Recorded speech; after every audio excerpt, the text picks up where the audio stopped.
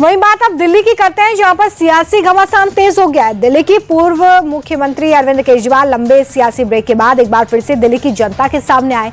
उन्होंने नई सरकार पर आरोपों की झड़ी लगा दी। उन्होंने कहा कि रेखा सरकार ने जनता से जो वादे किए थे उसे पूरा नहीं किया, लेकिन शहीदों की तस्वीर को कार्यालय से रिप्लेस करके ये जरूर साबित कर दिया कि बीजेपी के दिल में शहीदों के लिए कितनी नफरत है। दिल्ली में सरकार बनने के बाद सबसे पहला काम नई सरकार ने क्या किया? उन दोनों की तस्वीरें हटाने का काम किया। जैसे सबसे बड़ा काम यही था। हम लोग तो सोच रहे थे सरकार बनने के 24 घंटे में वो कहेंगे कि 2500 रुपए का ऐलान करेंगे, सिलेंडर देंगे, कुछ कर। उन्होंने केवल सबसे पहला काम 48 घंटे के अंदर, 2 दिन के अंदर ये किया, बाबा साहब अम्बेडकर की और शहीद आजम भगत सिंह की तस्वीर हटा दी उन्होंने। मेरे को तो बहुत तकलीफ हुई, मुझे तो बहुत तकलीफ हुई। उनकी जगह उन्होंने अपने नेताओं की तस्वीर लगा दी। मैं आपसे पूछना चाहता हूं कि क्या शहीद आजम भगत सिंह और बाबा साहब अम्बेडकर से बड़ा इस देश के अंदर कोई बलिदानी हो सकता है, बलिदान देने वाला हो सकता है? सीएम नीतीश कुमार की सेहत पर जारी सियासत के बीच जेडीयू का भी रिएक्शन सामने आया है।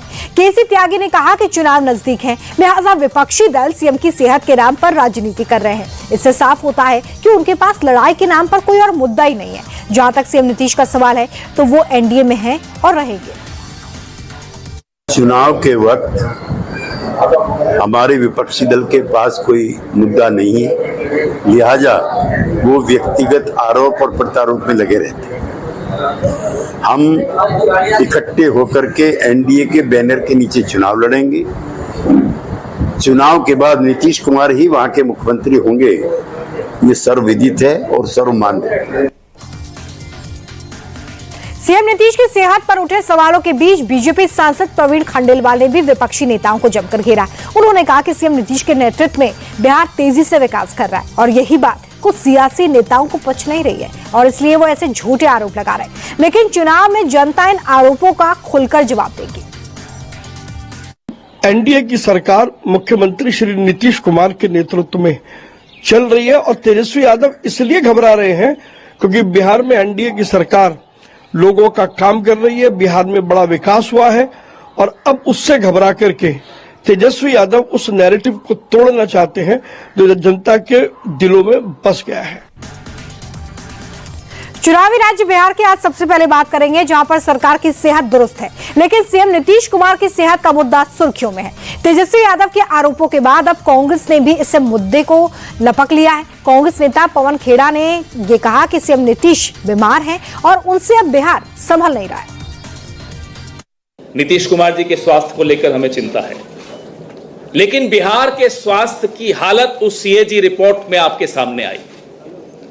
आधे से ज्यादा अस्पतालों में स्टाफ की कमी है, डॉक्टरों की कमी है, नर्सिस की कमी है, दवाइयों की कमी है। 86% कमी है एक्सपर्ट्स में, जो विशेषज्ञ डॉक्टर्स होते हैं। आप प्राइमरी हेल्थ सेंटर में जाइए,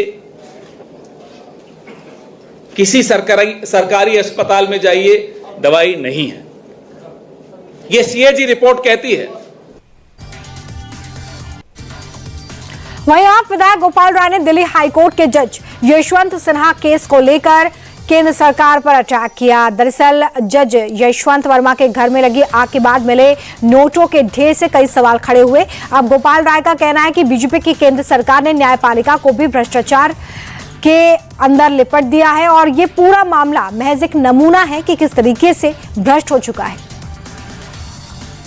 इस पूरी परिघटना ने भारतीय न्याय व्यवस्था के संचालकों के ऊपर एक बड़ा सवाल पैदा किया है और मुझे लगता है कि ये जनता के बीच में आवाज़ तो उठती रही है, जो फैसले आते रहे हैं उन पर प्रश्न भी उठते रहे, लेकिन जिस तरह से नोटों की गड्डियाँ बरामद हुई, जलते हुए नोट सबने देखा है, वो इस बात को दर्शा रहा है कि न्यायपालिका की वर्तमान में स्थिति क्या है।